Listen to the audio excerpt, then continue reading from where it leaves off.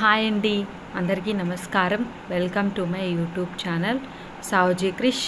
మనం daily stories చెప్పుకుంటున్నాం కదండి. ఈరోజు కూడా ఒక మంచి హార్ట్ టచింగ్ స్టోరీతో నేను మీ ముందుకు వచ్చానండి. తప్పకుండా లాస్ట్ వరకు వినండి. చాలా అంటే చాలా బాగుంటుందండి. ప్రతి భార్యాభర్తలు ఇద్దరూ తప్పకుండా వినాల్సినటువంటి ఒక మంచి స్టోరీ అండి. ఏదైనా సరే మనం ఏదైనా చిన్న డిస్టర్బెన్స్ వచ్చినా సరే మనం సర్దుకుపోతేనే కదండి జీవితం బాగుండేది. అలా భార్యాభర్తలు ఇద్దరు సర్దుకుపోతేనే వాళ్ళ లైఫ్ బాగుంటుంది అని తెలియజెప్పేటటువంటి ఒక మంచి కథ అండి. లాస్ట్ వరకు తప్పకుండా వినండి. సర్దుకుపోదాం రండి. రాత్రి 8:30 గంటలు దాటింది. జూన్ నెల వచ్చినా ఇంకా వర్షాలు మొదలవ్వక వాతావరణం చాలా వేడిగా ఉక్కగా ఉంది. సెల్లార్లో కార్ పార్క్ చేసి అలసటగా లిఫ్ట్ ఎక్కింది దివ్య. ఒక నిమిషం నిలబడితే చాలు, కళ్ళు మూసుకుపోతున్నాయి. ప్రాజెక్టు చివరి దశకు వచ్చేసింది అని ఊపిరి తీసుకునే లోపు అనుకోకుండా ఒక ఇష్యూ వచ్చింది. 2 రోజుల నుండి టీం అంతా ఆ పని మీద శ్రమిస్తున్నారు. చివరకు అది ఈరోజు కొలిక్కి వచ్చింది. విపరీతమైన నిస్త్రాణగా ఉంది దివ్యకు. దానికి తోడు గంట నుండి తలనొప్పి, ఒళ్ళు నొప్పులు కూడా మొదలయ్యాయి. ఫ్లోర్లో లిఫ్ట్ ఆగగానే దిగి తన ఫ్లాట్లోకి నడిచింది. సాగర్ ఏం చేస్తున్నాడు అనుకుంటూ తన దగ్గర ఉన్న కీతో లాక్ ఓపెన్ చేసి లోపలికి నడిచింది. సాగర్ హాల్లోనూ బెడ్రూమ్లోనూ కూడా లేడు. సీట్ అవుట్లోకి వెళ్ళింది దివ్య. అక్కడ తన పెయింటింగ్కి మెరుగులు దిద్దుతూ దివ్య రాకను కూడా పట్టించుకునే స్థితిలో లేడు సాగర్. చిన్నగా నిట్టూరుస్తూ లోపలికి నడిచింది. వేడి నీళ్లతో స్నానం చేసి నైట్ డ్రెస్ వేసుకుని రాగానే కొద్దిగా రిలీఫ్గా అనిపించింది. జుట్టుకు క్లిప్ పెట్టుకుంటూ డైనింగ్ టేబుల్ దగ్గరికి నడిచి గిన్నెలు మూత తీసి చూసింది. పొద్దున చేసి పెట్టిన ఐటమ్స్ అన్నీ అలానే ఉన్నాయి. కూరలన్నీ ఓవెన్లో వేడి చేసి రైస్ కుక్కర్ మళ్ళీ స్విచ్ ఆన్ చేసింది. సాగర్ లంచ్ కూడా చేయలేదంటే ఉసూరు అనిపించింది. అన్ని టేబుల్ పైన సర్ది మళ్ళీ సాగర్ దగ్గరికి వెళ్ళింది దివ్య. ఇంకా అదే భంగిమలో ఉన్నాడు అతను. ఇంట్లో తన ఉనికి అతన్ని ఏమాత్రం డిస్టర్బ్ చేయలేదన్నమాట. సాగర్ గట్టిగా పిలిచింది దివ్య. అప్పుడు ఈ లోకంలోకి వస్తూ హాయ్ దివ్య చెప్పు, తల తిప్పకుండానే అడిగాడు సాగర్. భోజనం చేద్దాం రా, నువ్వు లంచ్ కూడా చేయలేదు పిలిచింది. సారీ రా, ఇంకో గంటలో నా పని అయ్యాక తింటాను, నువ్వు తినేయి చెప్పాడు సాగర్. అది కాదు అంటూ దివ్య ఏదో చెప్పబోతుండగా మొబైల్ రింగ్ అయ్యింది. సాగర్ ఫ్రెండ్ అనిల్ కాల్ చేస్తున్నాడు. ఫోన్ లిఫ్ట్ చేసి హలో అనిల్, ఎలా ఉన్నావు అంది దివ్య. నేను బాగున్నాను, కానీ ఏమైపోయాడు వీడు? పొద్దుటి నుంచి కాల్ చేస్తున్నా లిఫ్ట్ చెయ్యడే. నాకు రెజ్యూమ్ పంపాడు కదా, నేను అది చూపించి మా బాస్తో మాట్లాడాను. సాగర్ని ఈరోజు వచ్చి కలవమన్నారు ఆయన. ఆ మాట వాడితో చెప్పాలని మార్నింగ్ నుండి కాల్ చేస్తుంటే రెస్పాన్స్ లేదు. ఈరోజు మా బాస్కి ఏదో సర్ది చెప్పాలే, కానీ రేపు మాత్రం వాడిని తప్పక వచ్చి కలవమను. లేట్ చేస్తే ఆఫర్ మిస్ అవ్వచ్చు చెప్పాడు అనిల్. సారీ అనిల్, నేను మాట్లాడి రేపు తప్పక పంపుతాను చెప్పింది Divya. Okay bye, good night. Call cut చేశాడు అనిల్. ఒక్కసారిగా కోపం, ఉక్రోషం ఉవ్వెత్తున ఎగిసిపడ్డాయి దివ్యలో. విసురుగా సాగర్ దగ్గరకు వెళ్ళింది. సాగర్, ఒక్కసారి ఇటు చూడు, నీతో అర్జెంటుగా మాట్లాడాలి విసురుగా అంది దివ్య. కాసేపు ఆగు దివ్య, తర్వాత మాట్లాడుతూ గాని సీరియస్గా చెప్పాడు సాగర్. అంతే, ఆగ్రహం కట్టలు తెంచుకుంది దివ్యలో. తను ఏం చేస్తుందో తెలియని ఆవేశంలో అక్కడున్న కలర్స్ ప్లేట్ని ఎత్తి నేలకేసి కొట్టింది. మొత్తం రంగులన్నీ అక్కడ చిందడమే కాక కొన్ని రంగులు సాగర్ వేస్తున్న పెయింటింగ్ పైన చిమ్మినట్లుగా పడ్డాయి. నిమిషంలో ఆ అందమైన బొమ్మ కాస్త రంగులతో వికృతంగా మారిపోయింది. నిశ్చేష్టుడయ్యాడు సాగర్. జరిగింది అర్థమయ్యేసరికి అతనిలో కోపం కట్టలు తెంచుకుంది. దివ్య, నువ్వు ఏం చేస్తున్నావు, నీకు అర్థమవుతుందా? గట్టిగా అరిచాడు. అసలు నువ్వు ఏం చేస్తున్నావు నీకు తెలుస్తుందా? జాబ్ కోసం ఎన్ని రోజుల నుండి వెయిట్ చేస్తున్నాం. మంచి ఆఫర్ వస్తే నువ్వు ఫోన్ లిఫ్ట్ చేయకుండా రంగులు పులుముకుంటూ కూర్చున్నావు కోపంగా అంది దివ్య. దివ్య, నీకు తెలుసు కదా, నేను ఒక పెయింటింగ్ మొదలు పెడితే అది పూర్తయ్యేదాకా ఆ మూడ్లో నుంచి బయటికి రాలేనని చెప్పాడు సాగర్. తెలుసు సాగర్, నీలోని ఆ కళను చూసే నేను ఇష్టపడి కోరి నిన్ను పెళ్లి చేసుకున్నానని కూడా తెలుసు. కానీ ఇది ఒక్కటే మన అవసరాలు తీర్చదు సాగర్. సంసారం అంటే ఎన్ని ఖర్చులు ఉంటాయి. వాటికి తోడు ఫ్లాట్కి, కార్కి ఈఎంఐ కట్టాలి. ఇవన్నీ నా ఒక్కదాని వల్ల ఎలా అవుతాయి? ఆలోచించావా నువ్వు? కోపంగా అడిగింది దివ్య. నేను నా ప్రయత్నం చేస్తూనే ఉన్నానని తెలుసుగా దివ్య. నాకు మాత్రం బాధ్యత తెలియదా? బాధగా అడిగాడు సాగర్. ఏమో సాగర్, నాకైతే నువ్వు సిన్సియర్గా ప్రయత్నిస్తున్నట్లుగా కనిపించడం లేదు. సోమరిపోతుల ఇంట్లో కూర్చొని రోజల్లా రంగులు పూసుకోవడానికి అలవాటు పడిపోయావు. నీలాంటి బాధ్యత లేని వాడిని పెళ్లి చేసుకొని తప్పు చేశాననిపిస్తుంది. ముందు ఉద్యోగం సంపాదించి అప్పుడు మాట్లాడు, విసురుగా అనేసి లోపలికి వెళ్ళిపోయింది దివ్య. డైనింగ్ టేబుల్ దగ్గర కూర్చొని ఏదో తిన్నాననిపించి లేచింది. మళ్ళీ సీటౌట్లోకి వచ్చింది. అక్కడ సాగర్ లేడు. హాల్లోకి వచ్చి చూసింది. చెప్పుల స్టాండ్లో అతని చెప్పులు కూడా లేవు. అంటే బయటికి వెళ్ళిపోయాడన్నమాట. పోతే పోనీ, ఎక్కడికి వెళ్తాడు? కాసేపటికి తానే వస్తాడు కోపంగా అనుకుంది దివ్య. ఆఫీస్లో చికాకులన్నీ తన మెదడులో తిరుగుతుంటే ఇక అంతకన్నా ఆలోచించలేకపోయింది. సాగర్ దగ్గర ఇంకొక కీ ఉంటుందని తెలుసు కాబట్టి డోర్ లాక్ చేసి బెడ్రూమ్లోకి వెళ్ళి పడుకుంది. తెల్లవారి కాలింగ్ బెల్ మోతకి మెలకువ వచ్చింది దివ్యకి. అతి కష్టం మీద మంచం దిగి వెళ్ళి డోర్ తీసింది. వచ్చింది పని మనిషి వనజ. ఏమ్మా, ఇంకా లెగలేదా అనుకుంటూ లోపలికి వచ్చింది. ఏమీ మాట్లాడే ఓపిక లేక వచ్చి సోఫాలో పడుకుంది దివ్య. రాత్రి వచ్చిన తలనొప్పి, ఒళ్ళు నొప్పులు తగ్గకపోగా జ్వరం కూడా తోడైంది. అలా ఎంతసేపు మగతగా పడుకుందో. వనజ వంటింట్లో పని అంతా పూర్తి చేసి హాల్లోకి వచ్చి అమ్మా అని దివ్యని తట్టి లేపుతూ ఉలిక్కి పడింది.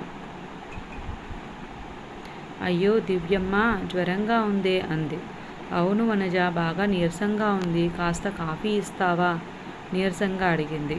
అయ్యో, మీరు ముఖం కడుక్కురండమ్మా, ఈలోగా కాఫీ కలుపుకొస్తాను అంటూ వంటింట్లోకి నడిచింది. దివ్య ఫ్రెష్ అయి వచ్చేసరికి వేడిగా కాఫీ, ఆమె హ్యాండ్ బ్యాగ్ కూడా తెచ్చి ఇచ్చింది వనజ. బ్యాగ్లోని టాబ్లెట్ తీసుకొని కాఫీతో పాటు వేసుకుంది దివ్య. వనజ కూడా కాఫీ కప్పు తెచ్చుకొని అక్కడే సోఫా పక్కన కూర్చుంది. ఒక పావు గంటకి కొంచెం రిలీఫ్గా అనిపించింది దివ్యకి. తర్వాత ఆఫీస్కి కాల్ చేసి లీవ్ చెప్పేసింది. అమ్మ, బాగా నీరసంగా ఉన్నారు. నా పనులన్నీ అయిపోయాయి. మీకు వంట చేసి పెట్టి వెళ్తాలేండి ఈ పూటకి అంటూ లోపలికి వెళ్ళింది వనజ. అలాగే ఆలోచిస్తూ కూర్చుంది దివ్య. కుక్కర్లో అన్నం, ఇంకో స్టవ్ పైన పప్పు పెట్టి బెండకాయలు తీసుకొచ్చి సోఫా పక్కన కూర్చొని కట్ చేయసాగింది వనజ. అప్పటిదాకా వనజ నుదుటి మీద ఉన్న ప్లాస్టర్ని గమనించలేదు దివ్య. ఏమైంది వనజ? ఆ దెబ్బ ఏంటి? ఆందోళనగా అడిగింది. ఏం లేదమ్మా, రాత్రి మా ఆయన తాగొచ్చి గొడవ చేశాడు. అనుకోకుండా నన్ను నెట్టాడు. తల మంచానికి తాకి దెబ్బ తగిలింది చెప్పింది వనజ.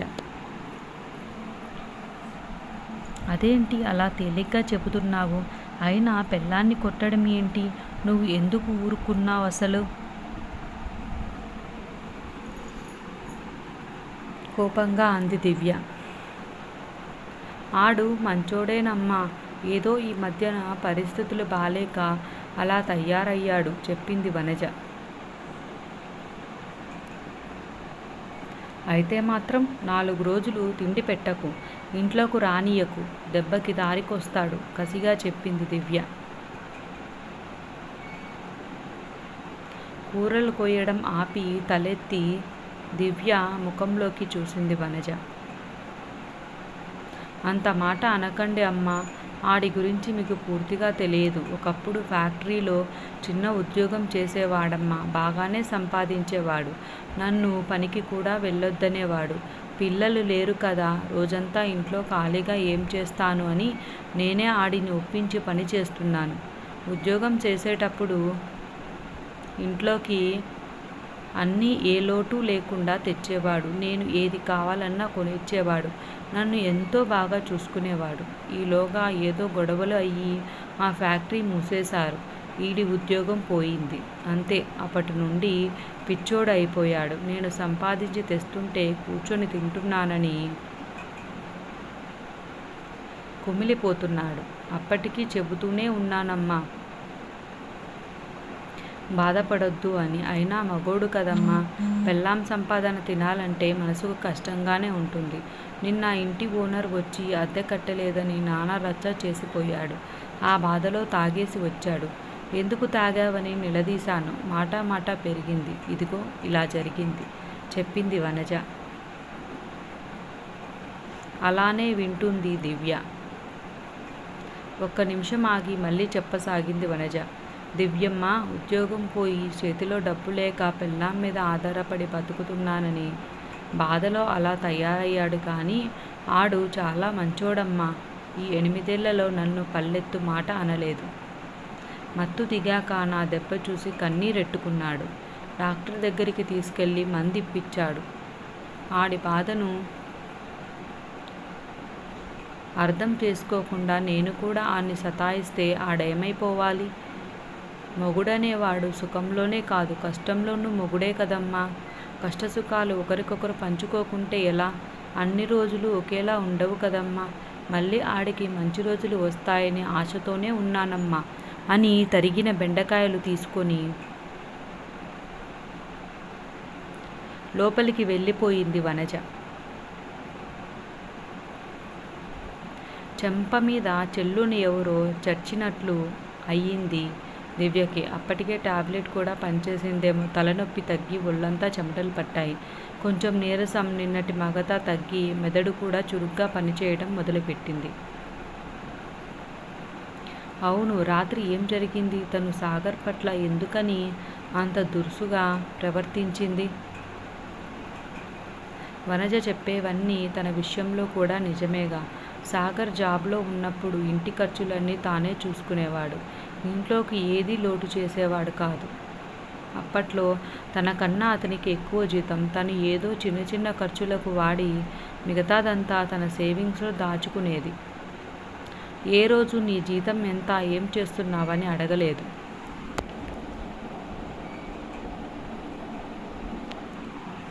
ఆర్థిక మాంద్యం కారణంగా కంపెనీలో నుంచి హై శాలరీ ఉన్న వారందరినీ తీసేశారు. అందులో సాగర్ కూడా ఒకడు. ఆ డిప్రెషన్లోంచి బయటపడడానికి తనకిష్టమైన పెయింటింగ్ని ఎంచుకున్నాడు. చిన్నా చితకా కంపెనీ ఇంటర్వ్యూలకు అటెండ్ అయ్యాడు. కానీ అతనికి నచ్చలేదు. తనకున్న కెపాసిటీకి, ఎక్స్పీరియన్స్కి ఇంకా మంచి కంపెనీలో వస్తుందని తన నమ్మకం. అదే ధైర్యంతో వేచి చూస్తున్నాడు. కానీ మరి తనేం చేసింది? ఇటువంటి సమయంలో అతనికి అండగా ఉండి ధైర్యం చెప్పాల్సింది పోయి అవమానించింది. అసలు తాను సాగర్ని ప్రేమించిందే అతనిలోని ఆ చిత్రకళని చూసి. తాను ఒక అనాథని తెలిసి వాళ్ళ ఇంట్లో పెళ్ళికి ఒప్పుకోకుంటే అందరినీ కాదని బయటకు వచ్చేసి తనని పెళ్లి చేసుకున్నాడు. అలాంటి మనిషితో తాను ఎంత అమానుషంగా ప్రవర్తించింది, ఎంత మూర్ఖంగా మాట్లాడింది. ఛీ, చదువులేని వనజకు ఉన్నపాటి జ్ఞానం కూడా తనకు లేదు. ఎక్కడున్నాడో ఏమో. అప్రయత్నంగా మొబైల్ చేతిలోకి తీసుకుంది. ఫోన్ సైలెంట్లో పెట్టినట్లు ఉంది. రాత్రి చిరాకులో సాగర్వి 3 మిస్డ్ కాల్స్ ఉన్నాయి. వెంటనే కాల్ చేసింది. 2వ రింగుకే లిఫ్ట్ చేశాడు సాగర్.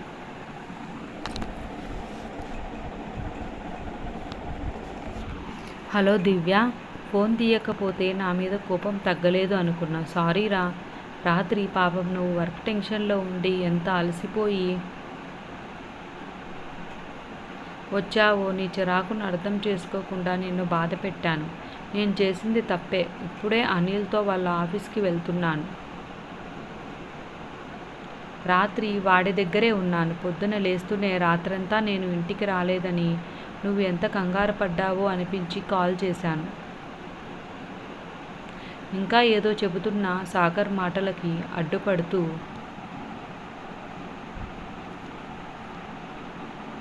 సాగర్, రాత్రి భోజనం చేశావా? థ్యాంక్ గాడ్, నువ్వు సేఫ్గానే ఉన్నావు కదా. ఇంటర్వ్యూ అవన్నీ తర్వాత చూసుకుందాం, కానీ ముందు నువ్వు త్వరగా ఇంటికి రా. నేను లీవ్ పెట్టి ఇంట్లోనే ఉన్నాను. చిన్నా చితకా ఉద్యోగాలు తక్కువ జీతంతో నీకు నచ్చని చోట రాజీపడి పని చేయాల్సిన అవసరం లేదు. నా సేవింగ్స్ ఉన్నాయిగా. ప్రస్తుతానికి కొన్నాళ్ల వరకు మనకి ఎలాంటి ఇబ్బంది లేదు. నీ అర్హతకు తగిన జాబ్ దొరికినప్పుడే చేద్దువు గాని. నేనే నా ప్రవర్తనకి నీకు సారీ చెప్పాలి. ప్లీజ్ వెంటనే ఇంటికి రా సాగర్, ఆర్దింపుగా చెప్పింది దివ్య. ఏమైంది దివ్య? లీవ్ ఎందుకు పెట్టావు? ఒంట్లో బాగోలేదా? నేను అసలు నీకు రాత్రి కాల్ చేయాల్సింది, పొరపాటు చేశాను. సరే, ఇప్పుడు బయలుదేరుతున్నా అంటూ కాల్ కట్ చేశాడు సాగర్. అమ్మగారు, వంట పూర్తయింది, నేను వెళ్ళొస్తా అంటూ వచ్చింది వనజ. అప్రయత్నంగా వనజ 2 చేతులు పట్టుకుని థ్యాంక్స్ వనజ అంది దివ్య. చిత్రంగా చూస్తూ బయటకు నడిచింది వనజ. ఆమెను పంపి తలుపు వేసి హుషారుగా లోపలికి నడిచింది దివ్య. మబ్బులు వెలిసిన ఆకాశంలా ప్రశాంతంగా నిర్మలంగా ఉంది ఇప్పుడు ఆమె మనసు. సాగర్ వచ్చేలోపు స్నానం చేసి అతనికి ఇష్టమైన డ్రెస్ వేసుకుని రెడీ అవ్వాలి. ఈరోజు తన చేతులతో అతనికి స్వయంగా భోజనం వడ్డించాలి. అవును మరి, ఇద్దరూ సర్దుకుపోతుంటేనే కదా అదే అసలైన దాంపత్యం. బీరువాలోంచి రోజా మొగ్గలున్న తెల్ల చీర తీసి మంచం మీద పెట్టి చిరునవ్వుతో బాత్రూమ్ వైపు నడిచింది దివ్య. ఈ స్టోరీ ఎలా ఉందండి? ఈ స్టోరీ అయితే నాకైతే చాలా బాగా అనిపించిందండి. భార్యాభర్తలు అంటే ఏదైనా సరే సర్దుకుపోతేనే కదండి లైఫ్ అనేది ముందుకు పోయేది. ఆ విషయం చాలా బాగా వివరించారండి ఈ స్టోరీలో. ఈ స్టోరీ మీకు నచ్చినట్లయితే తప్పకుండా లైక్ చేయండి, షేర్ చేయండి, సబ్స్క్రైబ్ చేయండి. ఇప్పటివరకు సబ్స్క్రైబ్ చేసుకుని వాళ్ళు ఎవరైనా ఉంటే తప్పకుండా సబ్స్క్రైబ్ చేసుకోండి. అదేవిధంగా ఈ స్టోరీ ఎలా ఉందో తప్పకుండా కామెంట్ చేయండి. మీ ప్రతి ఒక్క కామెంట్ని నేను చదువుతానండి. మీరు కామెంట్ చేస్తే నాకు మీరు స్టోరీస్ చదువుతున్నారు, మీకు నచ్చుతున్నాయి ఈ స్టోరీస్ అని నాకు అర్థమవుతుందండి. అందుకనే ఇంతగా చెప్తున్నానండి. తప్పకుండా మీకు నచ్చినట్లయితే కామెంట్ చేయండి.